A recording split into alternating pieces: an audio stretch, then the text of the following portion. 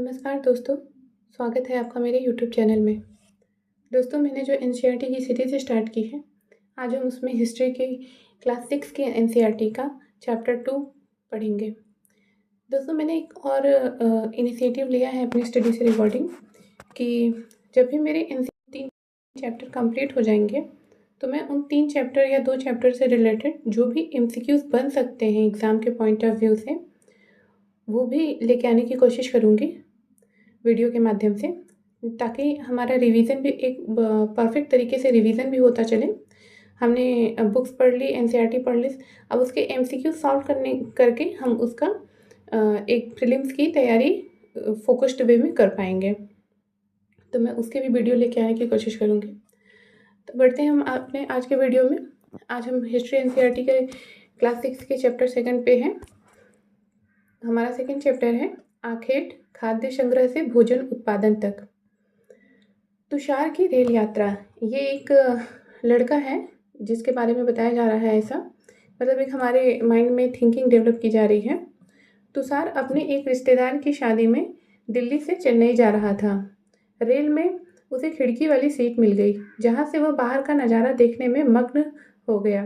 तेज दौड़ती गाड़ी से उसने देखा कि पेड़ पौधे, घर, खेत खलिहान बड़ी तेजी से पीछे की ओर छूटते चले जा रहे थे।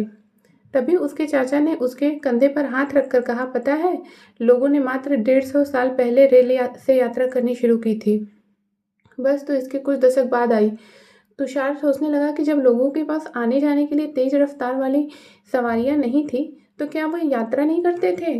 क्या वे अपनी सारी जिंदगी एक ही जगह पर बिता दिया करते थे? ऐसी बात नहीं थी। तो ये एक क्वेश्चन है जो हमारे माइंड में डेवलप किया जा रहा है कि जब आज से 100-150 साल पहले ये ट्रेन या बसेस की खोज नहीं हुई थी, ऐसी चीज़ें नहीं थी, तो लोग यात्रा कैसे करते थे? क्या लोग यात्रा करते थे कि नहीं करते थे? आरंभिक मानव आखिर वे इधर से उधर क्यों घूमते थे? जब शुरू में मानव जाति धरती पे आई, जब जैसे भी उनका हुआ उद्भव, तो वो शुरू में जैसे आज हम कहीं एक जगह पे स्टेबल रहते हैं, तो वो ऐसे स्टेबल रहते नहीं थे कहीं पे भी।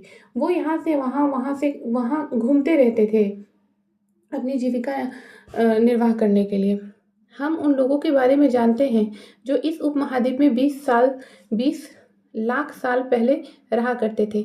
आज हम उन्हें आखेटक, खाद्य संग्राहक के नाम से जानते हैं। भोजन का इंतजाम करने की विधि के आधार पर उन्हें इस नाम से पुकारा जाता है। आमतौर पर खाने के लिए वे जंगली जानवरों का शिकार करते थे, मछलियाँ और चिड़िया पकड़ते थे, फल, मूल, दाने, पौधे, पत्तियाँ, अंडे इकट्ठे किया करते थे।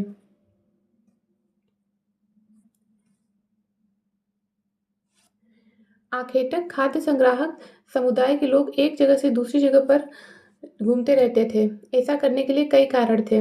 पहला कारण यह है कि अगर वे एक ही जगह पर ज़्यादा दिनों तक रहते, तो आसपास के पौधे, फलों और जानवरों को खाकर समाप्त कर देते थे। इसलिए और भोजन की तलाश में उन्हें दूसरी जगह पर जाना पड़ता था। तो जो हमारा प्रश्न था कि लोग यहाँ से वहाँ घूमते क्यों रहते थे, उसका एक आंसर तो ये हो गया। अब हम आते हैं दूसरे पैरा पे। दूसरा कारण यह है कि जानवर अपने शिकार के लिए या फिर हिरण और मवेशी अपना चारा ढूंढने के लिए एक जगह से दूसरी जगह जाया करते हैं। इसलिए इन जानवरों का शिकार करने वाले लोग भी इनके पीछे पीछे जाया करते होंगे। तो हमारा दूसरा कारण ये भी हो सकता है। या फिर तीसरा कारण भी इसमें बताया गया है कि पेड़ों और पौधों में फल फूल अलग अलग मौसम में आते हैं, इसलिए लोग उनकी तलाश में उपयुक्त मौसम के अनुसार अन्य इलाकों में घूमते रहे होंगे। तो ये एक अनुमान लगाया जा सकता है कि वो लोग ऐसा क्यों करते थे, क्योंकि ये बहुत साल पुरानी बातें हैं। अब हम वहाँ जाके लोगों से बात करके पूछ भी नहीं सकते हैं, और ना ही कोई हमको ऐसा लिखित साक्ष्य मिला है कि लोग ऐसा क्यों करते थे। तो ऐसा हम अब अनुमान लगा सकते हैं। फिर हम आते हैं, और चौथा कारण यह है कि पानी के बिना किसी भी प्राणी या पेड़ पौधे का जीवित रहना संभव नहीं होता, और पानी झीलों, झरनों और तथा नदियों में ही मिलता है। यद्यपि कई नदियाँ और झीलों का पानी कभी नहीं सूखता। कुछ झीलों और नदियों में पानी बारिश के बाद ही मिल पाता है, इसलिए ऐसी झीलों और नदियों के किनारे बसे लोगों को सूखे मौसम में पानी की तलाश में इधर उधर जाना पड़ता होगा। ये भी एक कारण हो सकता है, चौथा कारण।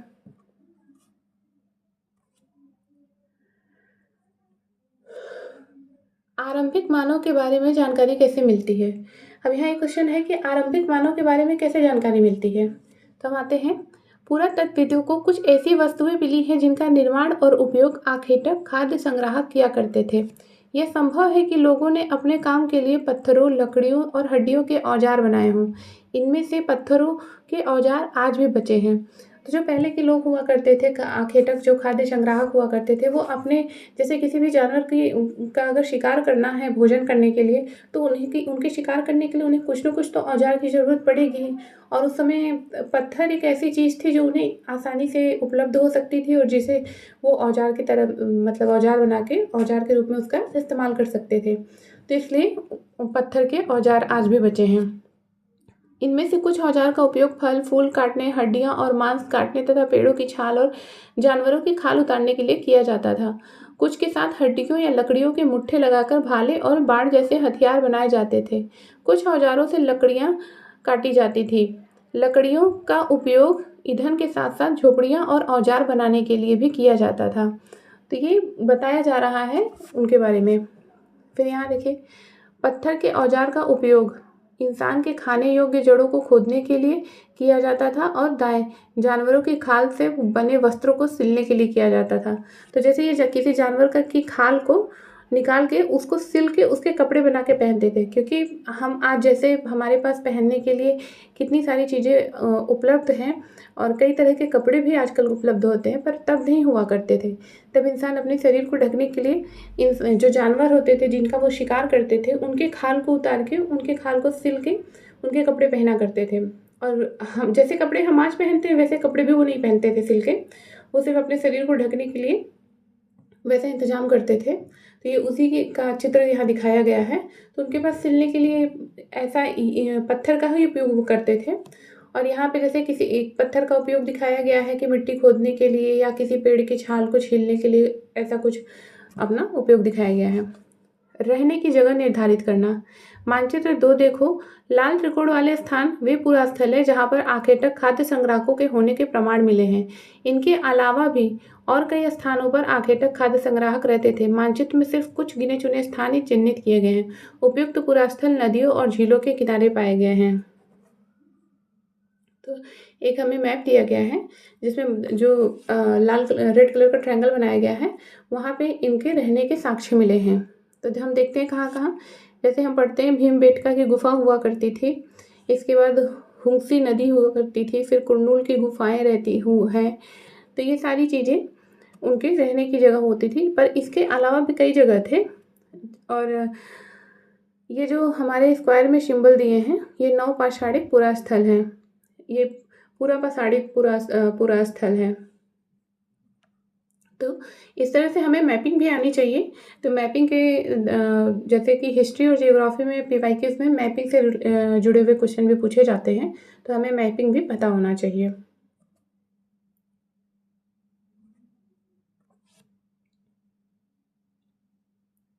चूँकि पत्थर के उपकरण बहुत ही महत्वपूर्ण थे, इसलिए लोग ऐसी जगह ढूंढते रहते थे जहाँ अच्छे पत्थर मिल सकें। शैल चित्रकला, इनमें हमें क्या पता चलता है। ये एक पिक्चर यहाँ पे बनाई गई है, ये उनकी शैल चित्रकला थी। वो जब कभी खाली रहा करते होंगे तो दीवार पे कुछ ऐसे बनाते होंगे। अब इसका कई भी बहुत तरह से अनुमान लगाया जा सकता है, पर आप मतलब आप सोचिए इसको देख के कि आपके मन में इसको देख के क्या ख्याल आते हैं। एक शैल चित्र, इस चित्र के बारे में बताओ। जिन गुफाओं में लोग रहते थे उनमें से कुछ की दीवारों पर चित्र मिले हैं। इनमें कुछ सुंदर उदाहरण मध्य प्रदेश और दक्षिणी उत्तर प्रदेश की गुफाओं से मिले चित्र हैं। इनमें जंगली जानवरों का बड़ी कुशलता से सजीव चित्रण किया गया है। जैसे कोई ये जानवर भाग रहा है और ऐसा प्रतीत हो रहा है इसको देख के कि कोई जानवर आगे आगे भाग रहा है और कोई इंसान उसके पीछे उसको पकड़ने के लिए उसका पीछा कर रहा है। फिर भीमबेटका आधुनिक मध्य प्रदेश। तो जो भीमबेटका की गुफा है वो आधुनिक जो अभी का मध्य प्रदेश है प्रेजेंट का, वहाँ पे है। इस पुरास्थल पर गुफाएं एवं कंदराएं मिली हैं। लोग इन गुफाओं में इसलिए रहते थे क्योंकि यहाँ उन्हें बारिश, धूप और हवाओं से राहत मिलती थी। ये गुफाएं नर्मदा घाटी के पास हैं।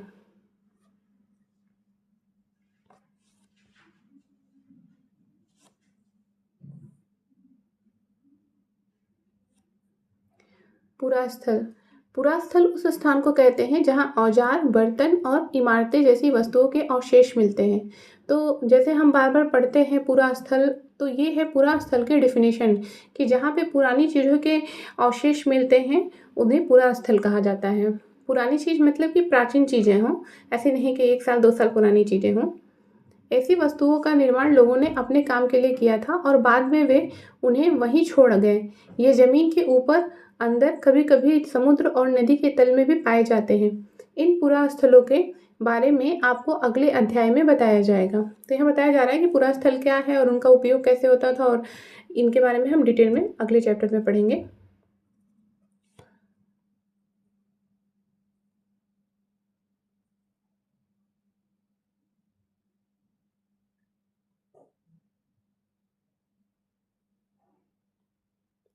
मानचित्र 2 में कुरनूल गुफा ढूँढो। यहाँ राख के अवशेष मिले। मैंने भी आपको मानचित्र में कुरनूल की गुफाएँ बताई थी। इसका मतलब ये है कि आरंभिक लोग आग जलाना सीख गए थे। आग का इस्तेमाल कई कार्यों के लिए किया गया होगा, जैसे कि प्रकाश के लिए, मांस भूनने के लिए और खतरनाक जानवरों को दूर आदि भगाने के लिए। तो इसमें कुरनूल की गुफाएँ ढूँढने के लिए बोला गया है। जैसे हमारा मानचित्र है, मैंने आपको बताया था यहाँ पे कुरनूल की गुफाएँ, ये हैं कुरनूल की गुफाएँ, सॉरी, ये रहीं कुरनूल की गुफाएँ।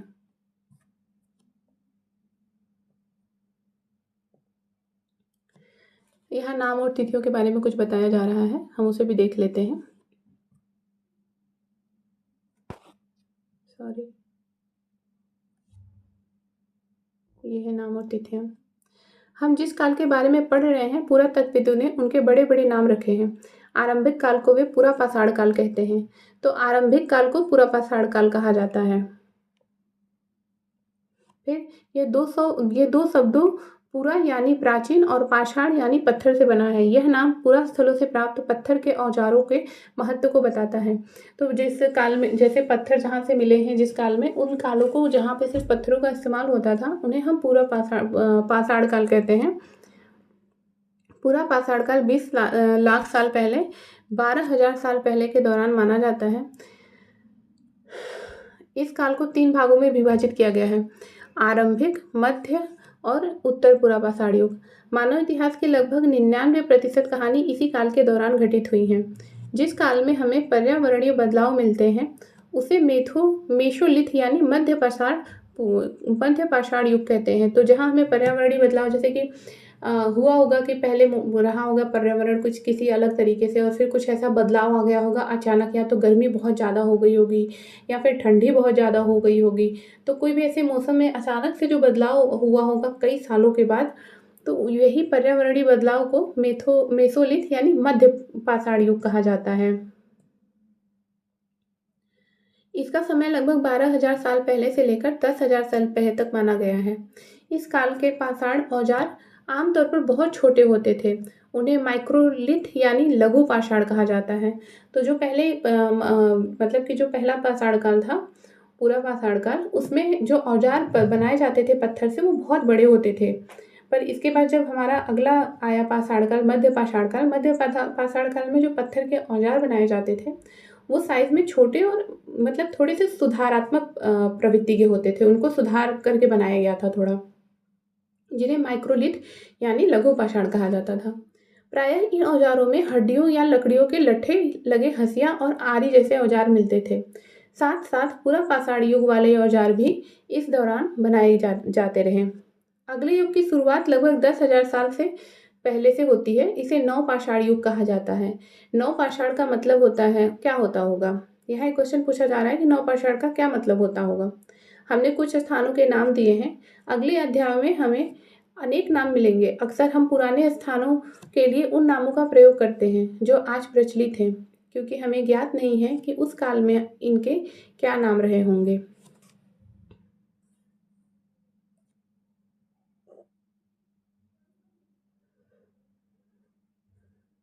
फिर यहाँ पे बदलती जलवायु के बारे में कुछ बताया जा रहा है। लगभग 12,000 साल पहले दुनिया की जलवायु में बड़े बदलाव आए और गर्मी बढ़ने लगी। इसके परिणामस्वरूप कई क्षेत्रों में घास वाले मैदान बनने लगे। इससे हिरण, बारहसिंघा, भेड़, बकरी और गाय जैसे उन जानवरों की संख्या बढ़ी जो घास खाकर जिंदा रह सकते थे। तो 12,000 साल पहले मैंने अभी पर्यावरणीय बदलाव के बारे में जो मैंने पिछले टॉपिक पे बताया, ये उसी से जुड़ा हुआ है कि 12,000 साल पहले दुनिया की जलवायु में बहुत बड़ा बदलाव हुआ और गर्मी बढ़ने लगी। आप आज भी महसूस करते होंगे कि गर्मी साल दर साल और अधिक बढ़ती जा रही है। यही बदलाव उसमें 12 साल बाद हुआ था। जो लोग इन जानवरों का शिकार करते थे वे भी इनके पीछे आए और इनके खाने पीने की आदतों और प्रजनन के समय की जानकारी हासिल करने लगे। हो सकता है कि तब लोग इन जानवरों को पकड़कर अपनी ज़रूरत के अनुसार पालने की बात सोचने लगे हों। साथ ही यह इस काल में मछली भी भोजन का महत्वपूर्ण स्रोत बन गई थी। तो मध्य पूर्वाषाढ़ काल में आते आते लोग मछली को भी अपने भोजन के रूप में शामिल करने लगे थे।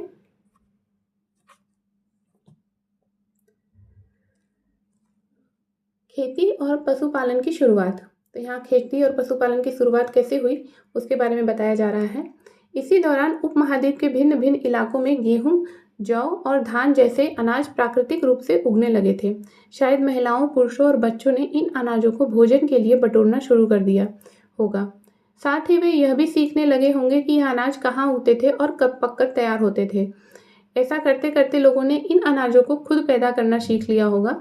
इस प्रकार धीरे धीरे कृषक बन गए होंगे। तो इसमें बताया जा रहा है कि कृषक कैसे बने, अनाज अनाज उपजाना लोग कैसे सीखे होंगे। इस तरह लोगों ने अपने घरों के आसपास चारा रखकर जानवरों को आकर्षित कर उन्हें पालतू बनाया होगा। सबसे पहले जिस जंगली जानवर को पालतू बनाया गया वो कुत्ते का जंगली पूर्वज था। धीरे धीरे लोग भेड़, बकरी, गाय और सूअर जैसे जानवरों को अपने घरों के नज़दीक आने को उत्साहित करने लगे। ऐसे जानवर झुंड में रहते थे और ज़्यादातर घास खाते थे। अक्सर लोग अन्य जंगली जानवरों के आक्रमण से इनकी सुरक्षा किया करते थे और इस तरह धीरे धीरे वे पशुपालक बन गए होंगे। तो यहाँ पे पशुपालक कैसे बने, कैसे वो पशुओं को पालना शुरू कर किए, इसके बारे में जानकारी दी जा रही है। क्या तुम बता सकती हो कि सबसे पहले कुत्तों को ही पालतू क्यों बनाया गया? ये क्वेश्चन पूछा गया है। इस पे ज़रूर सोचिएगा आप लोग कि कुत्तों को ही पहले पालतू क्यों बनाया गया, और कमेंट बॉक्स में मुझे जवाब ज़रूर दीजिएगा। फिर यहाँ पे है बसने की प्रक्रिया। लोग एक जगह पे बसना क्यों शुरू किए, बस्ती क्यों बनाने लगे? लोगों द्वारा पौधे उगाने और जानवरों की देखभाल करने को बसने की प्रक्रिया का नाम दे दिया गया। तो इसमें बसने की प्रक्रिया का नाम क्या है? जब वो एक जगह रहने लगते हैं, खेती करने लगते हैं, पौधे उगाने लगते हैं, जानवरों की देखभाल करने लगते हैं, या एक तरह से कहें कि जानवरों को पालतू बनाने लगते हैं, तो वहीं बसने की प्रक्रिया शुरू होती है। अपनाए गए ये पौधे तथा जानवर अक्सर जंगली पौधे तथा जानवरों से भिन्न होते हैं। इसकी वजह से यह है कि बसने की प्रक्रिया की दिशा में अपनाए गए पौधों या जानवरों का लोग चयन करते हैं। तो एक उदाहरण के तौर पे बताया जा रहा है यहाँ पे कि उदाहरण के तौर पे लोग उन्हीं पौधों तथा जानवरों का चयन करते हैं जिनके बीमार होने की संभावना कम हो। यही नहीं, लोग उन्हीं पौधों को चुनते हैं जिनसे बड़े दाने वाले अनाज पैदा हो सके, साथ ही जिनकी मजबूत डंठलें अनाज के पक्के दानों के भार को संभाल सकें। ऐसे पौधों के बीज को संभाल कर रखा जाता है ताकि फिर से उगाने के लिए उनके गुण सुरक्षित रह सकें। उन्हीं जानवरों को आगे प्रजनन के लिए चुना जाता है जो आमतौर पर अहिंसक होते हैं। इसलिए हम देखते हैं कि पाले गए जानवर तथा कृषि के लिए अपनाए गए पौधे जंगली जानवरों तथा पौधों से धीरे धीरे भिन्न होते गए। मिसाल के तौर पर जंगली जानवरों की तुलना में पालतू जानवरों के दांत और सींग छोटे होते हैं। तो यहाँ पे बताया गया है कि जो जंगली जानवर होते हैं और जो पालतू जानवर होते हैं उनके जो दांत होते हैं या उनके जो सींग होते हैं वो कंपैरिजन देख करके देखा जाए तो जंगली जानवरों के अकॉर्डिंग जो हमारे पालतू होते हैं उनके छोटे होते हैं सींग और दांत। इन दांतों को देखो, इनमें से कौन से दांत जंगली सूअर का है और कौन सा पालतू सूअर का है। ये दो दांत दिए गए हैं जिसमें से एक जंगली का है और एक पालतू सूअर का है। अब आप इसमें से अंदाज़ा लगा ही सकते हैं देख के कि इसमें से कौन सा जंगली सूअर का होगा और कौन सा पालतू सूअर का होगा। बसने की प्रक्रिया पूरी दुनिया में धीरे धीरे चलती रही। यह करीब 12,000 साल पहले शुरू हुई। वास्तव में आज हम जो भोजन करते हैं वो इसी बसने की प्रक्रिया की वजह से है। कृषि के लिए अपनाई गई सबसे प्राचीन फसलों में गेहूं तथा जौ आते हैं। इसी तरह सबसे पहले पालतू बनाए गए जानवरों में कुत्ते के बाद भेड़, बकरी आते हैं।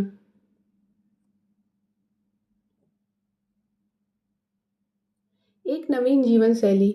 एक नए जीवन शैली के बारे में बताया जा रहा है यहाँ पे। तुम किसी पौधे के बीज को बोकर देखो, तुम पाओगे कि इसे विकसित होने में कुछ वक्त लगता है। इसमें कुछ दिन, महीने या फिर साल भी लग सकते हैं। इससे जब लोग पौधे उगाने लगे तो उनकी देखभाल के लिए उन्हें एक ही जगह पर लंबे समय तक रहना पड़ा। बीज बोने से लेकर फसलों के पकने तक पौधों की सिंचाई करने, खरपतवार हटाने, जानवरों और चिड़ियों से उनकी सुरक्षा करने जैसे बहुत से काम शामिल होते थे। कटाई के बाद अनाज का उपयोग बहुत संभाल कर करना पड़ता था। अनाज को भोजन और बीज दोनों ही रूपों में बचा कर रखना आवश्यक था, इसलिए लोगों को इसके भंडारण की बात सोचनी पड़ी। बहुत से यहाँ पे एक दिया हुआ है अनाज के उपयोग, बीज के रूप में अनाज का क्या-क्या उपयोग हो सकता है, बीज के रूप में, खाद के रूप में, उपहार के रूप में, भंडारण के लिए। फिर बहुत से इलाकों में लोगों ने मिट्टी के बड़े-बड़े बर्तन बनाए, टोकरियाँ बुनी या फिर ज़मीन में गड्ढा खोदा। क्या तुम्हें लगता है कि शिकारी या भोजन संग्रह करने वाले बर्तन बनाते हैं और उनका प्रयोग करते होंगे? अपने जवाब का कारण बताओ। यह एक प्रश्न भी पूछा गया है हमसे। फिर हम आगे आते हैं। जानवर, चलते फिरते खाद्य भंडार। जानवर बच्चे देते हैं जिससे उनकी संख्या बढ़ती है। अगर जानवरों की देखभाल की जाए तो उनकी संख्या तो बढ़ती ही है, साथ ही उनसे दूध भी प्राप्त हो सकता है। भोजन का एक अच्छा स्रोत है। यही नहीं, जानवरों से हमें मांस मिलता है। दूसरे शब्दों में पशुपालन भोजन के भंडारण का एक तरीका ही है। तो यहाँ पशुपालन के बारे में बताया जा रहा है कि वो भी हमें एक तरह से भोजन प्रोवाइड कराता है। आओ प्रारंभिक कृषकों और पशुपालकों के बारे में जानें। अब यहाँ प्रारंभिक कृषक और पशुपालक थे, उनके बारे में हमें जानकारी मिलेगी। मानचित्र 2, पृष्ठ संख्या 13 देखो। क्या तुम्हें कई नीले नीले वर्ग दिख रहे हैं?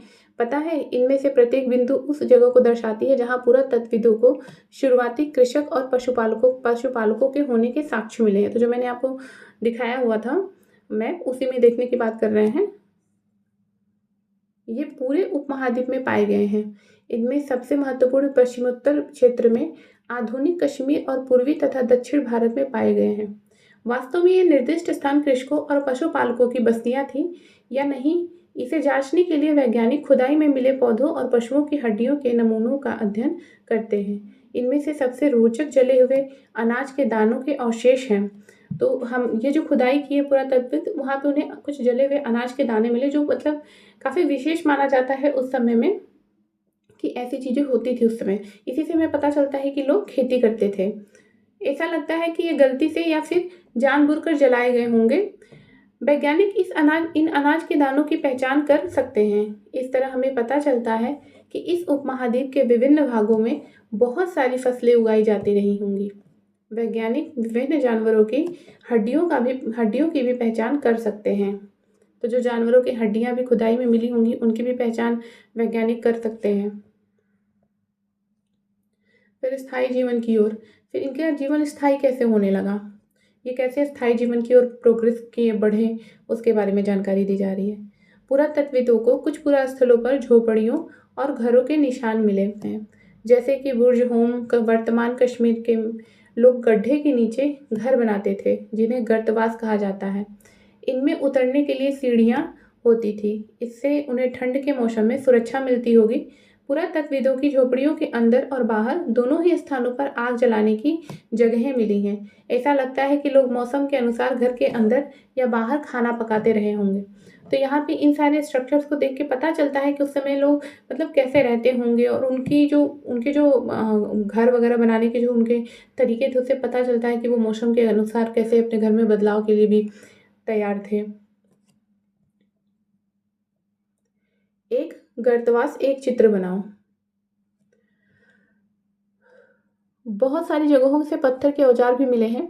इनमें से कई ऐसे हैं जो पुरापाषाणी युग उपकरणों से भिन्न हैं, इसलिए इन्हें नवपाषाणी युग का माना गया है। इनमें वे औजार भी हैं जिनकी धार को और अधिक पैना करने के लिए उन पर पॉलिश चढ़ाई जाती थी। ओखली और मूसल का प्रयोग अनाज तथा वनस्पतियों से प्राप्त अन्य चीज़ों को पीसने के लिए किया जाता था। आज हजारों साल के बाद ओखली और मूसल का प्रयोग अनाज पीसने के लिए किया जाता है। उसी तरह प्राचीन प्रस्तर युगीन औजारों का निर्माण और प्रयोग लगातार होता रहा है। कुछ औजार हड्डियों से भी बनाए जाते थे। तो यहाँ पे जैसे आप लोग में जो लोग गांव से बिलोंग करते होंगे, उन्हें ओखल और मूसल के बारे में पता होगा।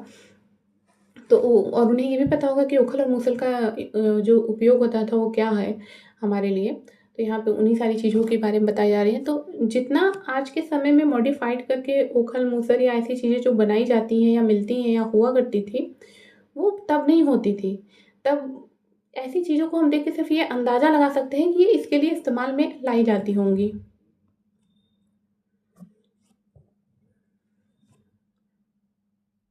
फिर देखिए यहाँ पे एक पात्र दिखाया गया है और पूछा जा रहा है कि क्या तुम कल्पना कर सकते हो कि इस पात्र में क्या रखा गया होगा। नवपाषाण युग के पुरास्थलों से कई प्रकार के मिट्टी के बर्तन मिले हैं। कभी कभी इन पर अलंकरण भी किया जाता था। बर्तनों का उपयोग चीज़ों को रखने के लिए किया जाता था। धीरे धीरे लोग बर्तनों का प्रयोग खाना बनाने के लिए भी करने लगे। चावल, गेहूं तथा दलहन जैसे अनाज अब आहार का महत्वपूर्ण हिस्सा बन गए थे। इसके साथ साथ अब लोग कपड़े भी बुनने लगे थे। इसके लिए कपास जैसे आवश्यक पौधे उगाए जा सकते हैं। तो कपास की खेती की शुरुआत भी ऐसे ही हुई होगी। क्या ये परिवर्तन हर जगह साथ ही आए होंगे? ऐसी बात नहीं है। एक तरफ जहाँ कई जगहों पर स्त्री पुरुष शिकार और भोजन संग्रह करने का काम करते थे, वहीं अन्य लोगों ने हजारों सालों के दरमियान धीरे धीरे खेती और पशुपालन को अपना लिया था। बहुत जगह लोग मौसम के मुताबिक बदल बदल कर अपनी जीविका चलाया करते थे।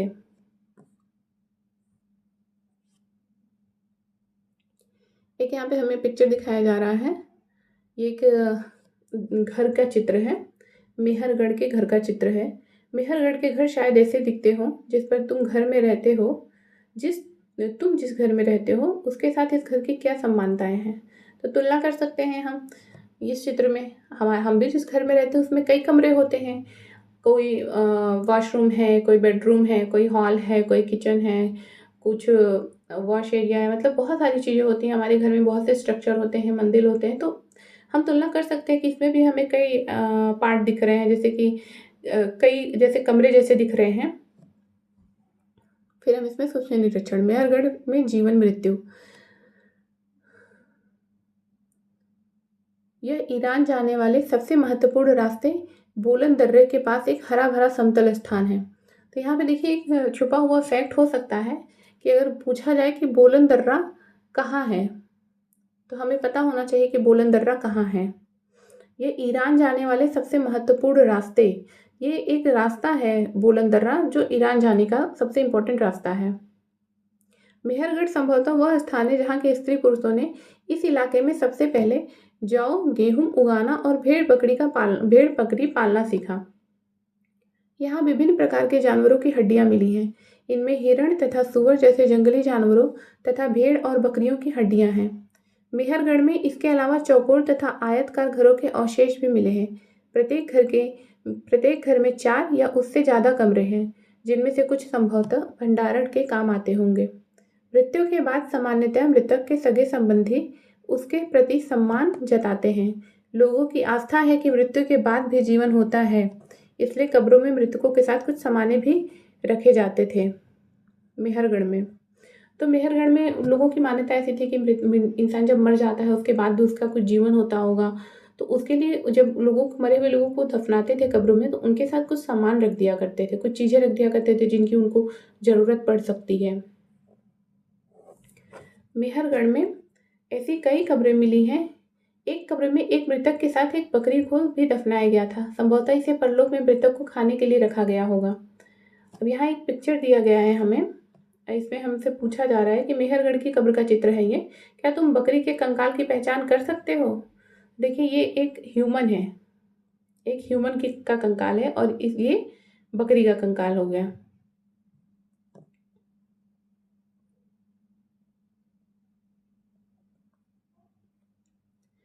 अन्यत्र फ्रांस में गुफा में की गई चित्रकारी। अपने एटलस में फ्रांस ढूंढो। यह चित्र फ्रांस की एक गुफा का है। तो आपके पास जो भी एटलस है या मैप है उसमें आप फ्रांस को ढूंढिए। ये फ्रांस की गुफा का एक चित्र है। ये जो चित्र यहाँ दिखाया गया है, इस पुरास्थल की खोज लगभग 100 साल पहले 4 स्कूली छात्रों ने की थी। इस तरह के चित्र लगभग 20,000 साल पहले से लेकर 10,000 साल पहले के बीच बनाए गए हैं। इनमें कई जानवरों के चित्र हैं। इनमें जंगली घोड़े, गाय, भैंस, गैंडा, रेनडियर, बारहसिंगा और सूअरों के गहरे चमकीले रंगों से चित्रित किया गया है।